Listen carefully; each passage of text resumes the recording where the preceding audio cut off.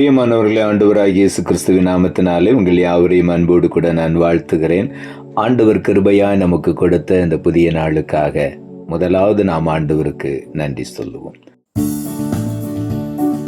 விடுதலை முழங்கிடுவோமே, விக்கீனம் யாவும் அகலும், இடுக்கண்கள் சூழ்ந்திடும் வேளை இரட்சகன் மீட்பருள்வாரே. நுகங்கள் முறிந்திடும், கட்டுகள் அருந்திடும், விடுதலை பெருவிழா காண்போம். நுகங்கள் முறிந்திடும், கட்டுகள் அருந்திடும், விடுதலை பெருவிழா காண்போம். ஆனந்த துதி ஒலி கேட்கும், ஆடல் பாடல் சத்தமும் தோணிக்கும், ஆகாய விண்மீனாய் அவர் ஜனம் பெருகும், ஆண்டவர் வாக்கு பலிக்கும். ஆகாய விண்மீனாய் அவர் ஜனம் பெருகும், ஆண்டவர் வாக்கு பலிக்கும். இந்த நாளுக்கென்று ஆண்டவர் கொடுக்கிற ஒரு வார்த்தை லேவியராகம புஸ்தகம் 26வது அதிகாரம் 13வது வசனம். லேவியராகமம் 26:13. உங்கள் நுகத்தடிகளை முறித்து உங்களை நிமிர்ந்து நடக்க பண்ணின உங்கள் தேவனாகிய கர்த்தர். இந்த நாளிலே ஆண்டுடைய வார்த்தை சொல்லுகிறது, நம் ஒவ்வொருவரையும் நிமிர்ந்து நடக்க பண்ணின தேவன். நம்முடைய வாழ்க்கையில் இருக்கிற எல்லா நுகத்தடிகளையும், நம்மை அறியாமலே சில நேரங்களில் சத்துரு நம்மேல் வைத்திருக்கிற நுகத்தடிகள், பாரமான சில நுகங்களை ஆண்டவர் முறித்து போட்டு நம்மை நிமிர்ந்து நடக்க பண்ணுகிற தேவன்.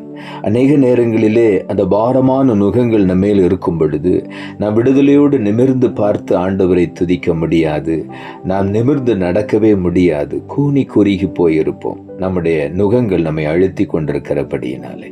ஆனால் இன்றைக்கு ஆண்டவர் நம்முடைய நுகத்தடிகளை முறித்து நம்மை நிமிர்ந்து நடக்க பண்ணுகிற தேவன். ஆகவே உள்ளத்தின் ஆழத்திலிருந்து ஆண்டவருக்கு நாம் நன்றி சொல்லுவோம். அந்த நுகங்கள் எப்படி உடைகிறது?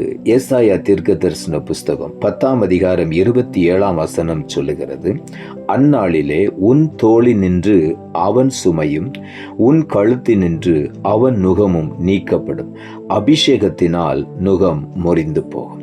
அபிஷேகம்தான் நுகங்களை முறிக்கக்கூடிய வல்லமை உள்ளது. தேவனுடைய அபிஷேகம் நம்மேல் வரும் பொழுது அந்த அபிஷேகம் நம்மேல் இருக்கிற நுகங்களை உடைத்து எறிந்து விடுகிறது. நம்மையும் அறியாமலே அந்த நுகங்கள் நம்மை விட்டு விலகி போய்விடுகிறது. ஆவியானவர் நமக்குள்ளே வரும் பொழுது நாம் நிமிர்ந்து நடப்போம், நம்முடைய நுகங்கள் எல்லாம் முறிந்து போய்விடும். 2 கொரிந்தியரின் புஸ்தகம் 3ஆம் அதிகாரம் 17ஆம் வசனம் இப்படியாய் சொல்லுகிறது, கர்த்தரே ஆவியானவர், கர்த்தருடைய ஆவி எங்கேயோ அங்கே விடுதலையும் உண்டு என்று எழுதப்பட்டிருக்கிறது. ஆகவே கர்த்தருடைய ஆவியானவர் நமக்குள்ளே இருக்கும் பொழுது எந்த நுகமும் நம்மேலே இருக்கவே முடியாது, எல்லா நுகங்களும் உடைந்து போய்விடும். சங்கீதங்களின் புஸ்தகம் 20ஆம் சங்கீதம் 8வது வசனம் சொல்லுகிறது, அவர்கள் முறிந்து விழுந்தார்கள், நாங்களோ எழுந்து நிமிர்ந்து நிற்கிறோம். நம்மை பல விதங்களிலே தள்ளிவிட வேண்டும் என்று நினைக்கிறவர்கள், நம்மேலே பொய்யான பழிச்சாட்டுகளை சாட்டி நம்மை எப்படியாவது அகற்றிவிட வேண்டும் என்று நினைக்கிறவர்கள் அழிந்து போவார்கள், விழுந்து போவார்கள். வேதம் சொல்லுகிறது, அவர்கள் முறிந்து விழுந்தார்கள், நாங்களோ எழுந்து நிமிர்ந்து நிற்கிறோம் என்று. ஆகவே நம்மை நிமிர்ந்து நடக்க பண்ணுகிற தேவன், நம்மை தலை நிமிர்ந்து நிற்க பண்ணுகிற தேவன். ஒருபோது நாம் வெட்கப்பட்டு தலை குனிந்து போகவே மாட்டோம். காரணம், அபிஷேகம் நமக்குள்ளே இருக்கிறபடியினாலே, கர்த்தருடைய ஆவியானவர் நமக்குள்ளே இருக்கிறபடியினாலே உற்சாகமாய் ஆண்டவரை நாம் மகிமைப்படுத்துவோம். லூக்கா எழுதின சுவிசேஷம் 13ஆம் அதிகாரம் 13ஆம் வசனம் இப்படியாய் சொல்லுகிறது, அவள் மேல் தமது கைகளை வைத்தார், உடனே அவள் நிமிர்ந்து தேவனை மகிமைப்படுத்தினாள் என்று இங்கே எழுதப்பட்டிருக்கிறது. ஆண்டவராகிய இயேசு கிறிஸ்து தேவாலயத்திலே ஆண்டவருடைய வார்த்தைகளை அறிவிக்க கடந்து சென்ற பொழுது அந்த தேவாலயத்திலே ஒரு பெண்மணியை ஆண்டவர் சந்திக்கிறார். 18 வருஷமாய் நிமிர்ந்து பார்க்க முடியாதபடி கூனி குறுகி போயிருந்த அந்த பெண்மணி ஆண்டவர் சந்திக்கிறார். அவளை குறித்து ஆண்டவர் குறிப்பிடும் பொழுது, இவள் ஆபிரகாமின் குமாரத்தி, இவளை இந்த ஓய்வு நாளிலே நான் விடுவிக்க வேண்டும் என்று சொல்லி அவள் மேல் தமது கைகளை வைத்தார். 18 வருடத்துக்கு பிறகு அந்த ஸ்திரீ நிமிர்ந்து தேவனை மகிமைப்படுத்தினாள். 18 வருடம் அவளை ஒரு அடிமைத்தன நுகம் அடிமைப்படுத்தி வைத்திருந்தது. நிமிர்ந்து பார்த்த ஆண்டவரை மகிமைப்படுத்தவே முடியவில்லை. இன்றைக்கும் அநேகருடைய வாழ்க்கையில ஆண்டவரை துதித்து மகிமைப்படுத்த முடியவில்லை. காரணம், ஏதோ ஒரு அடிமைத்தனம் அழுத்தி கொண்டே இருக்கிறது. ஆண்டவருடைய சமூகத்தில் வந்து மகிழ்ச்சியோடு ஆண்டவரை ஆராதிக்க முடியவில்லை. அப்படி மகிழ்ச்சியோடு ஆராதிக்கும் பொழுதுதான் நம்முடைய நுகங்கள் உடைந்து விடும்.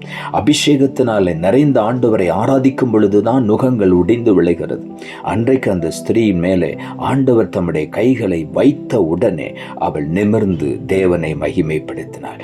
இன்றைக்கும் அப்படிப்பட்ட ஒரு அடிமைத்தனத்தில், நுகத்தின் அடிமைத்தனத்தில் இருக்கிற அந்த நுகத்தடிகளை ஆண்டவர் முறிந்து விழும்படி செய்வார்.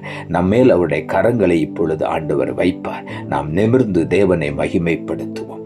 இந்த நாளிலே அந்த அற்புதத்தை ஆண்டவர் நமக்கு செய்ய போகிறார். அதே போல பேதுருவும் யோவானும் தேவாலயத்துக்கு போகும் பொழுது அங்கே பிறவியிலே சப்பானியா இருந்த மகனை சந்திக்கிறார்கள். அவன் சொல்லுகிறார், பேதுரு சொல்லுகிறார், வெள்ளியும் பொன்னும் என்னிடத்தில் இல்லை, என்னிடத்தில் உள்ளதை தருகிறேன் என்று சொல்லி நசரேயனாகிய இயேசுவின் நாமத்தினாலே நீ எழுந்து நட என்று சொல்லி வலது கையை பிடித்து தூக்கி விட்டான் என்று வேதம் சொல்லுகிறது. அவனுடைய கால்களும் கரடுகளும் பலன் கொண்டது.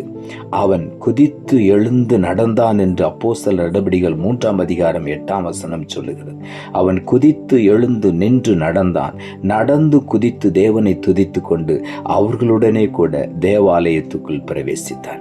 இன்றைக்கு அநேகருடைய வாழ்க்கையிலே கூனி குறுகி போய் தேவாலயத்துக்குள்ளே தைரியமாய் போக முடியாதபடி, ஆண்டவரை துதிக்க முடியாதபடி கூன் விழுந்து போய் இருக்கிற ஒவ்வொருடைய ஆவிக்குரிய வாழ்க்கையிலும் இன்றைக்கு பரிசுத்த ஆவியானவர் வந்து நம்முடைய நுகங்களை முறித்து நம்மை நிமிர்ந்து நடக்க பண்ணி, நிமிர்ந்து ஆண்டவரை மகிமைப்படுத்தி துதித்து குதித்து ஆண்டவரை பாடி மகிமைப்படுத்த செய்ய போகிறார். அப்படி செய்யும் பொழுது எல்லா நுகங்களும் நம்மை விட்டு விலகி போய்விடும். நாம் ஆண்டவருடைய மகிமையை நாம் பெற்றுக்கொள்ளுவோம். ஆண்டவருடைய ஆசீர்வாதங்களை நாம் அனுபவிப்போம். ஆகவே உள்ளத்தின் ஆழத்திலிருந்து ஆண்டவருக்கு நன்றி சொல்லுவோம். நாம் ஜெபிப்போம். அன்புள்ள ஆண்டவரை, கிருபையாய் கொடுத்த இந்த புதிய நாளுக்காய் மறுபடியும் எமக்கு நன்றி செலுத்துகிறோம். ஆண்டவர் கொடுத்த ஜீவனுள்ள வார்த்தைக்காக நன்றி. உங்கள் நுகத்தடிகளை முறித்து உங்களை நிமிர்ந்து நடக்க பண்ணின உங்கள் தேவனாகிய கர்த்தர் என்று வார்த்தையை கொடுத்தேன். வசனத்தை கேட்டுக்கொண்டிருக்கிற ஒவ்வொருடைய வாழ்க்கையிலும் இன்றைக்கு தேவனாகிய கர்த்தர் பரிசுத்த ஆவியானவர் மூலமாய் அவர்கள் உள்ளங்களிலே ஆண்டவர் வந்து அவர்களுடைய நுகத்தடிகளை உடைத்து நிர்மூலமாக்கி ஒவ்வொருவரும் தலை நிமிர்ந்து நடக்க பண்ணுவீராக. இனி அவருடைய வாழ்க்கையில தலை குனிவு வரவே கூடாது. கர்த்தரை துதிக்கிற பிள்ளைகள் ஒரு நாளும் சோர்ந்து போக மாட்டார்கள், வெட்கமடைய மாட்டார்கள். ஆண்டவர் அவர்களை உயர்ந்த அடைக்கலத்தில் வைக்க போகிறேன். ஒவ்வொருவரும் தலை நிமிர்ந்து ஆண்டவரை மகிமைப்படுத்தி தேவ நாமத்தை உயர்த்தி ஆண்டவருடைய ஆசீர்வாதங்களை முழுமையுமாய் சுதந்திரித்துக் கொள்ள உதவி செய்யும். அப்படி செய்கிறபடியினாலும் உமக்கு நன்றி தாழ்த்துகிறோம். இரட்சகர் இயேசுவின் நாமத்தில் ஜெபிக்கிறோம் நல்ல பிதாவே, ஆமென்.